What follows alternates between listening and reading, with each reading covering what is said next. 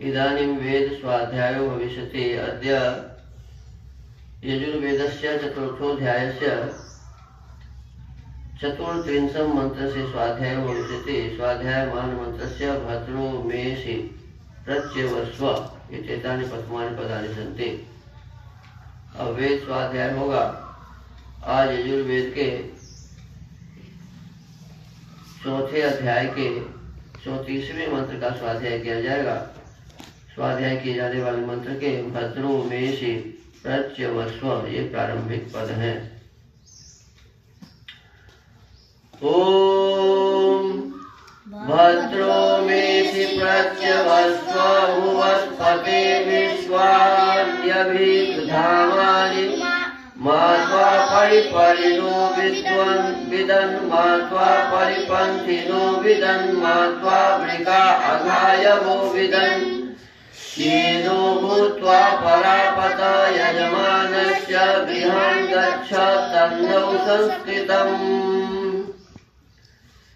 इस मंत्र के ऋषि हैं भद्रो मेषित्यस्य वत्स ऋषि यजमानो देवता। पूर्वस्य भूरि गार्ची गायत्री छन्दः सर्जः स्वरः। मात्वेत्यस्य भूरि गार्ची वेति छन्दः मध्यमः स्वरः।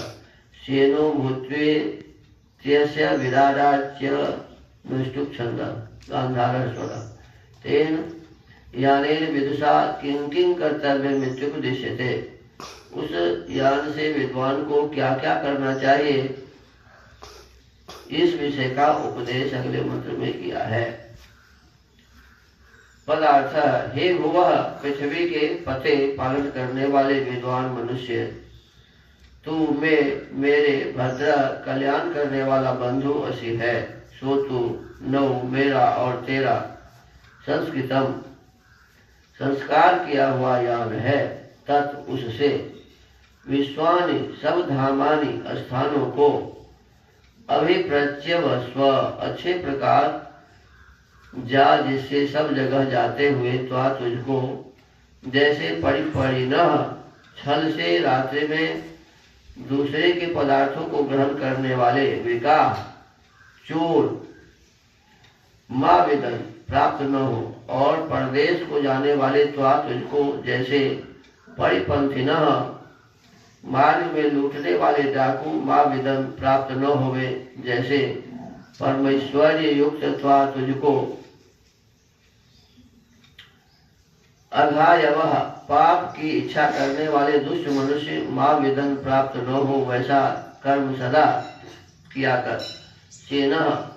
सेन पक्षी के समान वेग बल युक्त होकर उन दुष्टों से परापत दूर रह और इन दुष्टों को भी दूर कर ऐसी क्रिया करके यजमानस्य धार्मिक यजमान के गृहान घर व देश देशांतरों को गच्छ जा कि जिससे मार्ग में कुछ भी दुख न हो।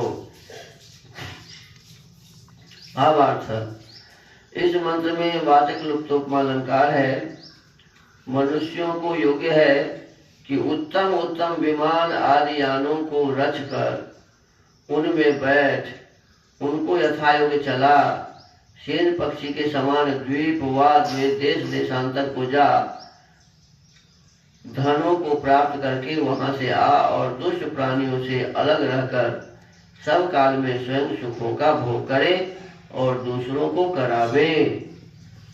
देखिए वेद में कितनी अच्छी अच्छी बातें हैं। और एक विशेष बात ध्यान देने वाली ये है कि हम लोग ये जानते हैं कि हवाई जहाज का निर्माण राइट्स बंधु 1902 ईस्वी में किए थे और इस बात का खबर हमें नहीं है कि 1875 ईस्वी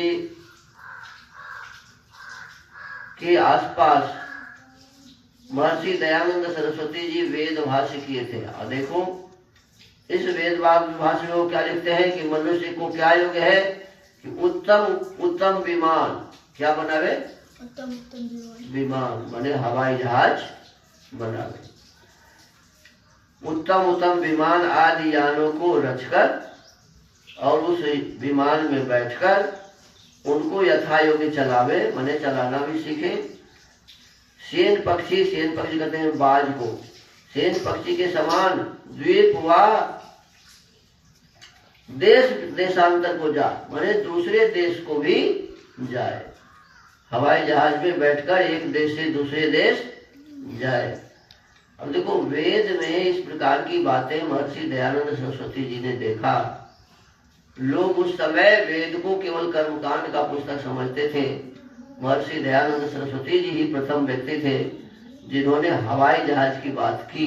इससे पहले कोई भी जानता ही नहीं था कि पक्षी की तरह आदमी भी उड़ सकता है। तो इस युग में, वैसे तो प्राचीन जमाने में भरद्वाज ऋषि हुए, वो विमान शास्त्र लिखे हुए हैं, लेकिन इस जमाने में महर्षि दयानंद सरस्वती जी ही ऐसे व्यक्ति हुए जिन्होंने इस हवाई जहाज की बात की और एक देश से दूसरे देश उसमें बैठकर जाने की बात की। तो देश देशांतर में विमान आदि यान बना करके उसमें बैठकर और उसको चलाकर पक्षी के समान एक द्वीप से दूसरे द्वीप, एक देश से दूसरे देश जाने की बात की, फिर धन प्राप्त करने की बात की। इसका मतलब है कि विदेश में जाके भी हमें क्या करना चाहिए जी?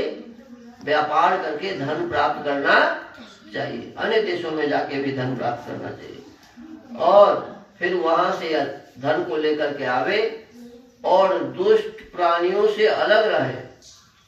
चोर, बदमाश, डाकू, लुटेरा, इस सब से अलग रहे और स्वयं भी सुखी हो, स्वयं भी सब काल में, सब समय स्वयं भी सुखी रहे और दूसरों को भी सुख पहुंचावे।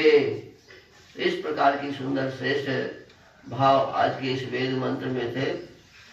और इस वेद मंत्र की व्याख्या करते हुए महर्षि दयानंद सरस्वती जी ने जो उद्गार उत्पन्न किए विमान आदि का, दूसरे देश जाने का, उस समय लोग क्या करते थे? कहते थे कि दूसरे देश जाना पाप है। क्या समझते थे? दूसरे देशों में जाना क्या है जी? पाप है। पाप है। दूसरे का छुआ हुआ पानी पीना पाप है, ऐसा समझते थे। तो दूसरे देश जाने वाली बात ही नहीं सोचते थे लोग। कहते कि जो गया वह विदेश वो अधर्मी हो गया। लेकिन हमारे वेद में इस बात का विधान पहले से है, इस बात को लोग भूल गए थे। महर्षि ने लोगों को आगाह किया कि जब तक हम देश विदेश नहीं जाएंगे, जब तक हम धन आदि नहीं कमाएंगे, तब तक हम सुखी नहीं हो सकते और हम ही नहीं सुखी होंगे तो दूसरों को क्या सुख पहुंचाए। तो हमें, आपको, सबको सुख, स्वयं सुखी रहकर दूसरों को सुखी करने के लिए संसार में जहां कहीं भी आवश्यकता हो तो वहां जाना चाहिए, धन आदि कमाना चाहिए। शर्त यही है कि निष्ठा और ईमानदारी उसमें हमेशा रहनी चाहिए। धर्म पूर्वक हम सभी काम करें और इस प्रकार से अपने जीवन को सुखी बनावे और जहां हम रहते हैं वहां के प्रजाजनों को भी सुखी बनाने का प्रयास करें। तो आज के इस वेद स्वाध्याय के क्रम को यही विराम देते हैं। ओम।